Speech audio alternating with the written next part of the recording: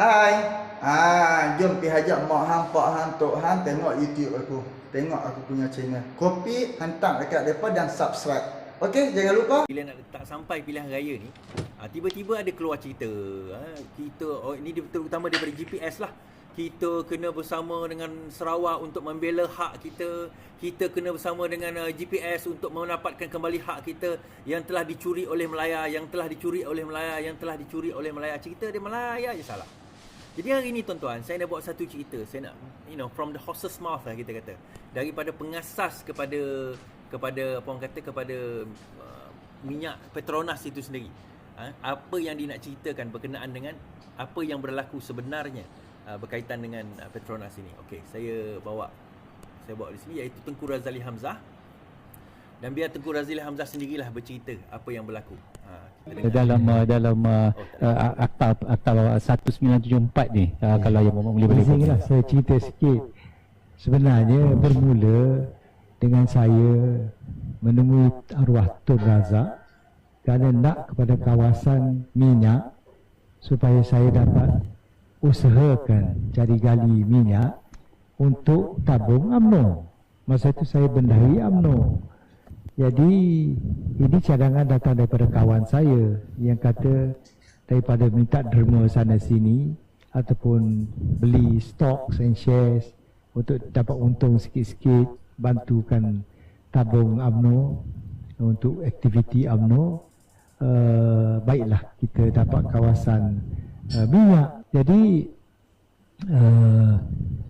saya minta Tun Razak beri kebenaran lah. Saya ambil kawasan yang sudah diserah balik oleh syarikat Shell supaya saya boleh cari gali minyak untuk dapat duit bagi tabung UMNO. Minyak milik kita. Negeri-negeri tak boleh kata ini aku punya. Jadi saya duk kira, jadi tak patut ada timbul cadangan bahawasanya ini kawasan ini minyak ini kita punya negeri ini punya dan sebagainya lah. Tak patut pertikaian tak patut timbul. Tapi timbul juga kerana nak jadikan helah politik. Tapi sebenarnya kita tubuh Petronas pun atas cadangan Rahman Yaakob. Okay, atas cadangan Rahman Yaakob. Siapa itu Rahman Yaakob, tuan-tuan? Rahman Yaakob itu adalah bekas ketua arwah mahrum, bekas ketua Menteri Sarawak merangkap TYT Sarawak dahulu. Jadi ramai yang cadang kita tubuh Petronas. Dan dia yang cadang 5% juga. Kita kira berapa yang dapat, kita bagi you cash sebanyak 5% daripada pendapatan kita. Tapi itu bukan royalty. Bukan dikategorikan sebagai royalty. Kita bagi 5% ke you. Tak dengar. Okay. 5% pusat, 5% ke you. Yang lebih Petronas simpan untuk cari kali, untuk melabur di negara-negara lain. So, okay. Saya ulas sedikit kenyataan daripada Kuli tadi. Okay, saya ulas kenyataan daripada Kuli. Dia kata bahawa pada asalnya UMNO ni memang tak ada duit nak masuk pilihan raya. Ini semua cerita pilihan raya ni. Kan? TikTok kan baru tak lama dah saya dah buat. UMNO ni memang nak perlukan duit untuk dana pilihan raya. Dan itulah objektif utama dia. Dia perlukan dana pilihan raya. So apa yang berlaku adalah dia kata kita cari Sarawak ada minyak lah, Sabah ada minyak lah. Apa kata kita ambil minyak Sabah dan Sarawak, sikit kita letaklah dekat sebagai masuk tabung UMNO, dia kata. Jadi nak masuk tabung UMNO. Ini bukan saya cakap, ini Kuli cakap. Dia masa itu dia adalah bendahari UMNO pada waktu itu. Jadi dia pun dah bincang-bincang tahun 1972 kan, 71-72, awal 70-an, bukan 71, awal 70-an. Awal 70-an bincang. Dia kata masa tu Tun Rahman Yaakob kata kalau kita buat Petronas. Dan Tun Rahman sendiri yang bersetuju Sarawak dapat 5% je. 5% Sarawak, 5% Sabah, 90% pergi ke Petronas. Sebahagiannya kecilnya pergi kepada UMNO. Pada waktu itu. Dan Kuli sendiri kata itu bukan minyak Sabah Sarawak, itu minyak kita semua, dia kata.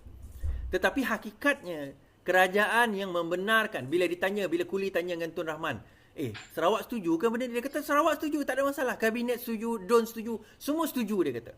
So tak ada masalah benda ni. Jadi kalau kita nak argue balik, sebenarnya tuan-tuan, ya kita boleh salahkan pencuri masuk rumah kita. Tetapi dalam masa sama, kita kena salahkan juga orang yang buka pintu. Orang yang buka pintu rumah kita ni.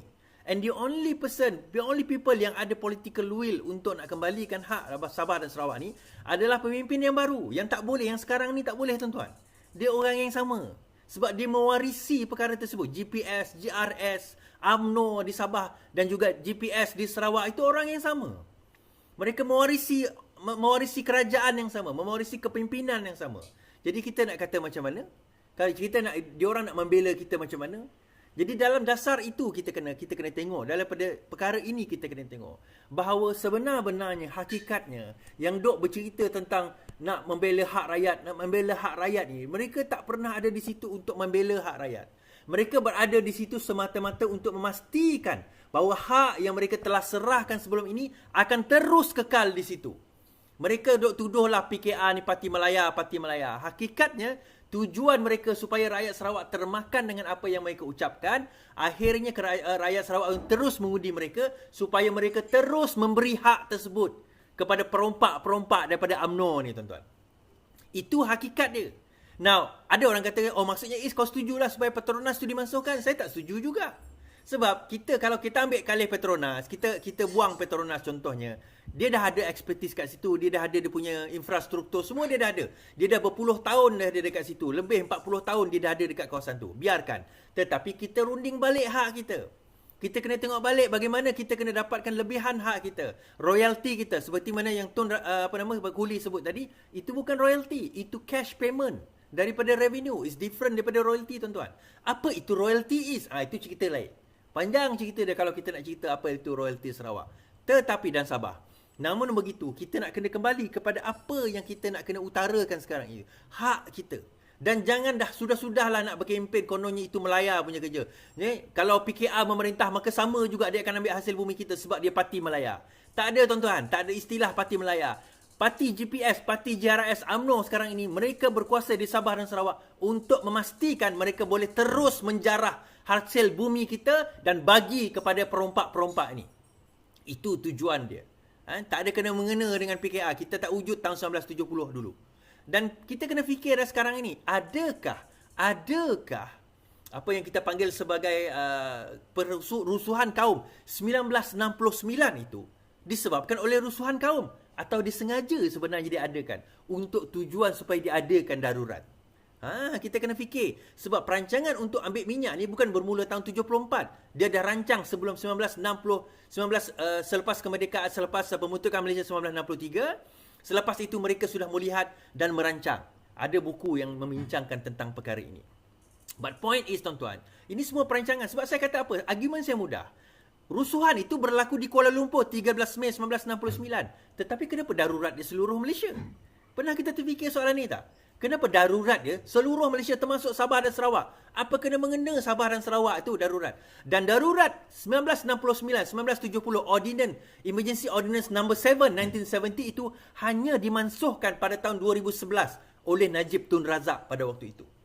Setelah berapa puluh tahun baru dia nak mansuhkan. Kenapa tuan-tuan? Dan pada waktu itulah dia meluluskan apa yang dipanggil sebagai Territorial Sea. Dia mengubal masa tu antaranya adalah meluluskan Undang-Undang Petroleum Development Act 1974. Itu antara undang-undang yang diluluskan atas tujuan tidak lain tidak bukan untuk mengambil hasil bumi Sabah dan Sarawak. Tak ada siapa berani bercakap tentang benda ni tuan-tuan, kecuali kita ada kepimpinan yang berani nak bercakap tentang benda ni.